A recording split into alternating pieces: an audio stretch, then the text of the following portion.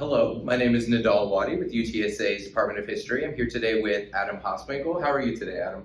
I'm doing pretty good. How about you? Not too bad. I'd like to say thank you to you for making the time to sit down with me today. Would you mind telling me a little bit more about where you are currently in your academic career, like what degrees you may have received before, what you're pursuing right now?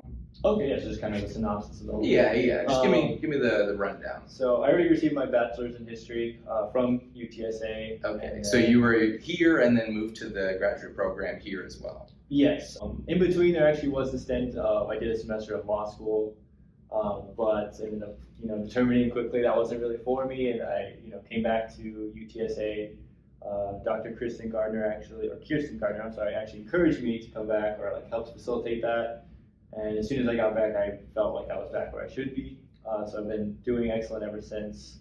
I'm currently on my last semester of my MA, just working on my thesis at this point. So how do you spend most of your time around here at UTSA aside from studying? So I think since my first semester, I worked as a GRA and a reader grader. And then my second semester, I was awarded the Now Scholars Fellowship. So I helped organize the Now COFA conference that we had. And then this semester I also have, or this final year, I've had the Now Fellowship. So I worked as a GRA both semesters.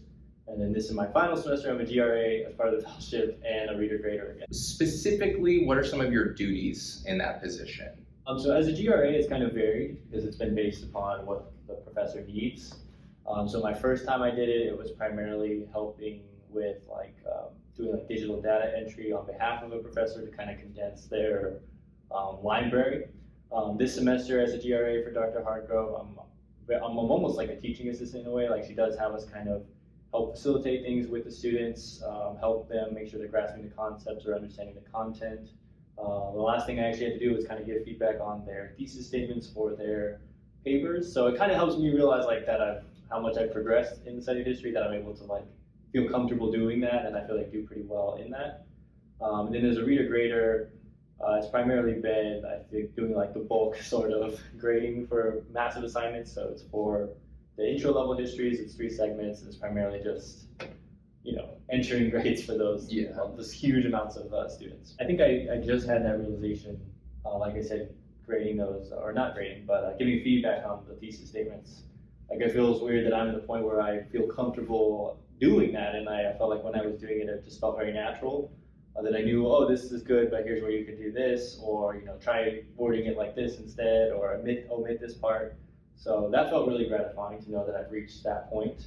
Was that always kind of the plan, as an undergrad, or when did that become a part of your career here at UTSA? To work in the department? Mm-hmm. Well, I love being at school just to be at school for the classes I was taking, and any sort of involvement I could have in the department, especially that I'm in, I would take. So luckily I got those opportunities now, and I think I've been doing really well with them, and I've definitely been enjoying them. How'd you come across them? Was there was it a professor networking kind of task, or was there a specific application that you spotted, or how did that go? The fellowship particularly, I was encouraged to apply by Dr. Jerry Gonzalez my first semester. He was my theories professor, and he encouraged the entire class to kind of do that, and luckily he helped me facilitate my application and ended up getting accepted, so that was great. Also Nicole Poole, she circulated the reader grader position, so that's kind of how I really got information about it. Awesome. Big shout out to Nicole Poole, my administrator. So aside from that, are there any other ways that you get involved at UTSA? Any specific organizations that you have enjoyed? When I was in undergrad, I joined Eta Sigma Phi, which was the Classical Languages Honor Society. So that was a lot of ancient Greek and ancient Latin. I took ancient Greek particularly, helped tutor other students in that, or just kind of had meetings where we would watch classical-based movies or things like that. Since I'm in graduate now, I joined the Eta Sigma Phi, the History Honor Society, but unfortunately I haven't been able to attend any of the meetings yet. And the History Club I really want to get involved in, but again, the days they meet I can't yet. But I'm hoping I can kind of get in touch with them and see if I can work something out. Very nice. Yeah, I mean, it seems like you're already very much in demand. So the struggle at that point becomes, where do I spread my time out to? Yeah. What originally sparked your interest in history? What led to it being the stopping point for you as far as like what you would major in? Well, initially it wasn't what I majored in when I came to UTSA. It was something I enjoyed in K through 12 for sure. I was a big fan of like any sort of medium that was history based, whether it was a movie or video games or anything like that. And then in high school, that was like where I really excelled. I mean, I just found it very like fascinating, so I actually held on to a lot of the material or the content when learning it. But I didn't think there was much I could do with it going forward. So I kind of shied away from majoring in it at first and came to UTSA. I think I majored in actuarial science, which was primarily like risk management and statistics. And quickly found out that I couldn't do that either. So, I mean, I'm sure I could have if I really tried, but I wasn't passionate about it. And I had taken one history class, and I think it was with Professor Shanahan, who was my general survey or pre-Columbus post-Civil War, and I fell in love with all the content and how all I was doing in the class as well. So that was what really told me, like, hey, like, why don't I see what I can do with this? And then ever since I switched to it, I just immediately, like, my entire, I guess, academic career turned around. I really like hearing that. See, I'm a student who I kind of took a year off after high school graduation, started at a 2-year, didn't really know what my plan was, and then kind of found the career before figuring out what to major in. It was a very clear path for me once I figured it out, even though it took some extra time. Absolutely. So I like hearing the perspective of a student who kind of was going in one direction and then shifted based on what you were learning about yourself.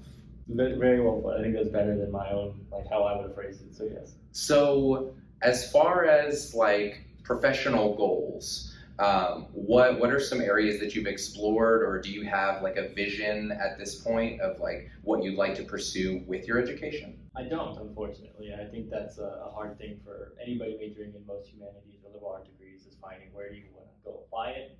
Because I think, unfortunately, like the label of it is what can detract from it. So I think that people think majoring in history is purely just you're learning content. And I think that there's a lot more skills that you're getting out of it that are much more widely applicable than is thought.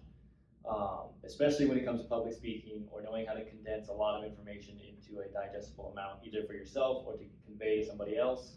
And I think perspective is the most important thing you get out of it. So I think all those things can apply to any career anywhere.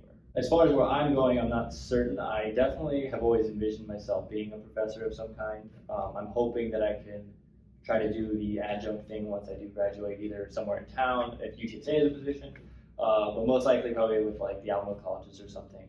Personally, aside from that, I'm working for Apple right now as a technical support advisor because I'm really into IT as well.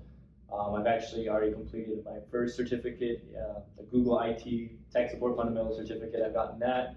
So kind of trying to bridge and diversify myself as much as possible. I'm not sure that there will be more opportunity with Apple just since I'm trying to stay in San Antonio and most of their stuff goes away. But I like working for a company that's at like the intersection of technology and humanities. And I think just given the time that we're at right now, I think history and like technology could benefit a lot from merging. Obviously, I think last semester we got to use like the AI generating for images to create like artwork that would convey some kind of historical significance. Obviously, there's the fear of like the AI chat things now because like students could definitely like plagiarize stuff. But I actually was able to attend a meeting with Dr. Gibson for the consortium on the history of technology, where there was a PhD student from Brown who was actually making her dissertation a video game. She was coding a video game that would be her dissertation. So that was just, I think, an amazing example of where it could go, this like sort of cross-disciplinary thing. But as far as where I'm going to go specifically, I'm not 100% sure. I want to stay in academia. I think that's really where I would flourish. But in my own personal life, I think I need to kind of take some time to evaluate that. As much as I want to go on to the PhD, I think I'll have to take some time to see if I can. So I'm hoping to kind of stay within the academic field in some way. It's interesting that you bring up that topic of like using AI generation and kind of the intermingling of humanities and technology. I actually overheard some of our professors having a conversation about like Chat GPT today, and I think it's very fascinating. But it emphasizes the importance of having people in the field who kind of have that wide perspective. Like you have a technologies perspective and you have a humanities perspective. I feel like there's increasingly going to be more value in a perspective like that. Oh, If absolutely. we keep going in the direction we're going. Yeah. Absolutely. Like this is the first semester that's actually been something that the professors had to say, like about regarding like scholastic dishonesty or whatever, that don't use the AI tutoring. Like that's never been a thing before. But I agree with you that I think it will take having people who know about both in order to kind of decipher it or disseminate it at all. Yeah, very nice. So in terms of your skill sets and skills that you've developed as a history student, I'd like to talk a little bit more about that in the form of any particular projects that come to mind that have had you involved or engaged in public speaking or a certain type of research method or anything like that. Okay, sure. So one particular project I had actually granted me about, I think, 3 opportunities to publicly speak about it, so I think I'll go with that one. It was initially my final paper for one of my courses. It was Dr. Adebayo's Slavery in the Ottoman Empire course. Totally new topic to me, not something I'd ever really delved in or had dealt with before, but it was extremely enlightening. My paper focused on the development of Orientalism, which is like a theory of otherization or a perspective of otherization, primarily viewing the people of the Middle East all as like in a stagnant position that they're stuck in time essentially, or they're backward or inferior in some ways. And so I primarily I focused on the institution of the Ottoman Imperial Harem, which was a part of the Imperial Palace. Most people viewed it as being through an Orientalist perspective, you would view it as primarily just concubines serving this despot. But in reality, there was much more to it. These women were extremely highly educated. They had the best healthcare, the best opportunities. They could engage in philanthropy. They had political action. They had agency as well.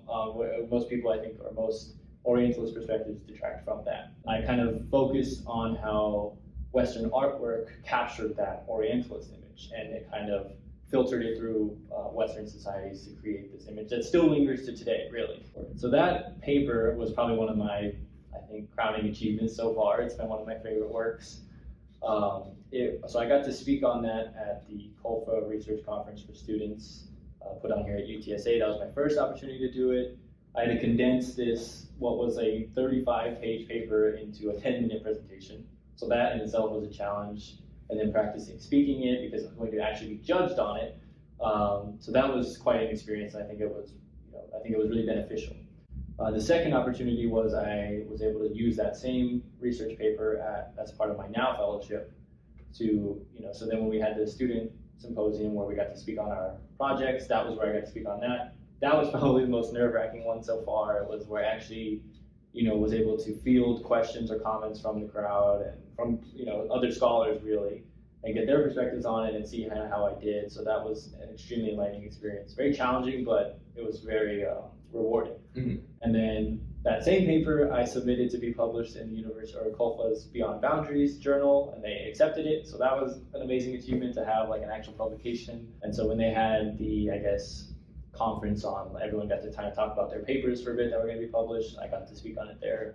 Again, trying to condense it a little bit more. So 3 different opportunities to talk about the same work and having to either stretch it out or condense it. So they were all very rewarding, and I feel very happy that I was able to get those achievements. I didn't realize the magnitude of that paper because I saw you speak at the NOW Symposium last fall.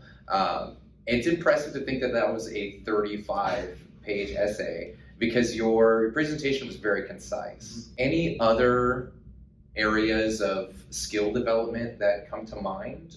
Aside from just writing and getting like English skills or grammatical skills and things like that, which I think are transferable, I think it's more about how to convey a perspective or convey an argument and support that argument at the same time. So I think having or being able to make and support an argument is a huge thing that we get from history.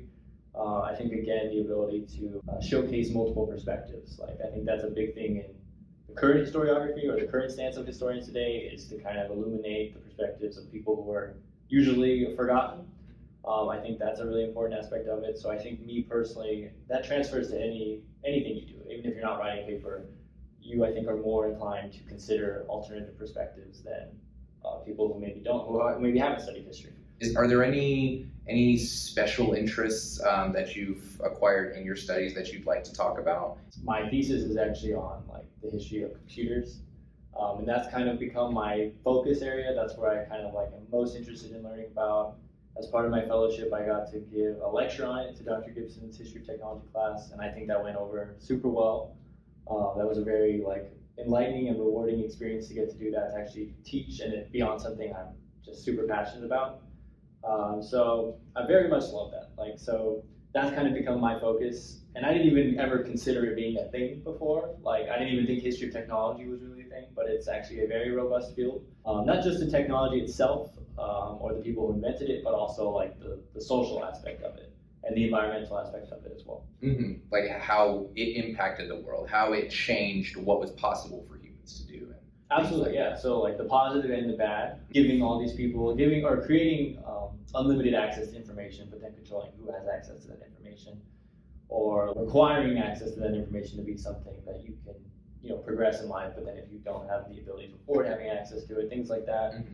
And then also just in the production of it and the destruction of it, like the environmental costs there, both for the people who are working in it or laboring in it, or the actual environment itself. I'm very, very interested to see what you go on and do from this point. I know you've mentioned a few along the way, but are there any particular faculty or staff members that really helped you out along the way or really encouraged you in a specific direction? So far in graduate school, it's been a lot with Dr. Gibson and Dr. Hasewinkle. They've been the two who I've really I've met with the most and spent the most time with. I obviously I took a lot of their classes, so that's kind of why I want to FaceTime with them. But they've been very encouraging about long term and what I'm looking for out of like the discipline and what my goals would be. And even just before this, I ran into Dr. Hasewinkle in the hallway, and I got caught up talking to him about everything. So they've been very. Dr. Gibson is my thesis advisor, so obviously like we have that going. But even Dr. Hasewinkle, who's not on my committee, was like, "Hey, how's that going? What were your aims with that?" Both of them, I would definitely give a shout out to. I'm very grateful for them and all the input they've had on my academic career so far. But also for back when I was still an undergrad, Dr. Kirsten Gardner, she was really encouraging to me. Always took the time to meet with me, and really all the professors. I don't think I've ever had one that I have reached out to that hasn't been more than willing to help out or give their perspective or their advice about anything. So really the entire department. But definitely them three in my personal experience. That's been a popular comment on just how lovely and helpful and encouraging the history department professors are. And I've only really just started getting to know a lot of them because I just started last semester. But being up here in the office has given me a huge advantage on that, I think. So every time I hear someone say it, it just makes me very, very happy to get to know them better. All right, well, is there anything else that you'd like to bring up before we conclude our time? No, I think we kind of got through a lot, honestly, more than I was expecting, so I'm happy about that. Excellent, happy to hear that. All right, Adam, well, thank you very much again for making the time to speak with me, and we'll conclude that conversation right there. Thank you so much.